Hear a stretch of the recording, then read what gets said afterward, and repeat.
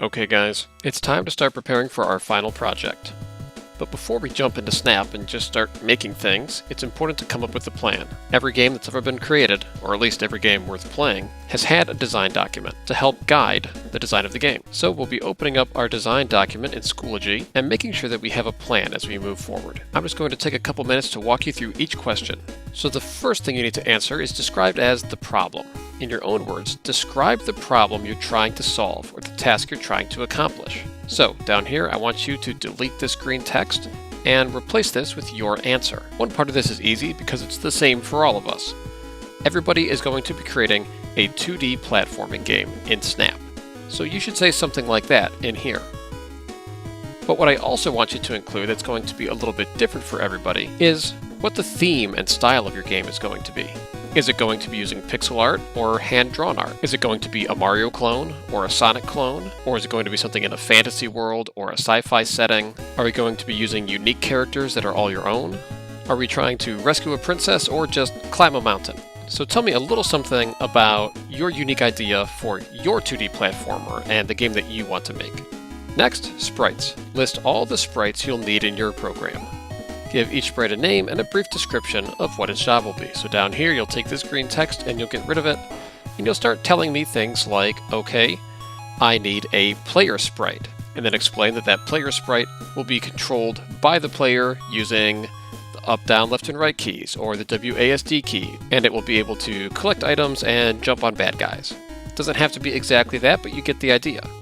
You can also tell me that there needs to be an enemy sprite, and that this enemy sprite will patrol back and forth on a platform, or this enemy sprite will jump back and forth between two platforms. You could mention that you need a health bar sprite, and the health bar will go up when you gain more health and down when you get hit and take damage. Things like that. Next is scripts. Briefly describe all the scripts you'll need to write to solve the problem. Remember, the problem is you're creating a 2D platforming game. So all the scripts you'll need to write to create this game. Identify which sprite will need to execute each script and what the trigger for each script should be. So you can replace this green text by telling me about some of the sprites that we mentioned above. But now you need to tell me a little bit more about the scripts. So let's take the player for example. You could say that you're going to need a script that lets the player control the player character. And some of the triggers for that script will be things like when I press the arrow key to the right or left, the character will move that direction. When I press the spacebar, the character will jump. If we're thinking about something like the health bar, you could say that you need a script to end the game when the health bar is empty. These are just a couple examples. Next is algorithms. For each script, give a brief outline of the algorithm for that script.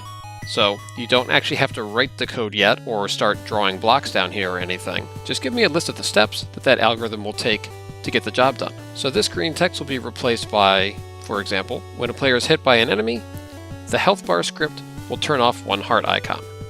When the player collects a power-up, the health bar will turn on one heart icon if any have been turned off. So this is just an example of if I have a health bar and it's made out of 3 hearts, I need a script that will turn one of those hearts off so that it can't be seen when I take damage or get hit by an enemy.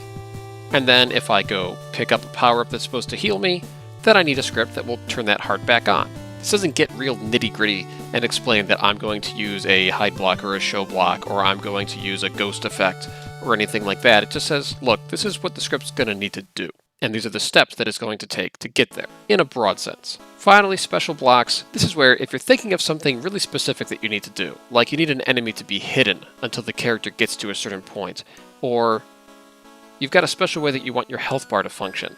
If there's any special blocks that you see, maybe you've used them before, maybe you haven't, especially if you haven't used the blocks or you've only experimented with them, then let me know down here what these special blocks are that you're going to need to use or that you think you want to try out. This will help me know what your plan is, and I might even be able to make a video that will help you understand exactly how to use these blocks as we move forward. So before you take any steps to develop your game in Snap, I need you to complete this planning document and make sure that you remember to submit it when you're done.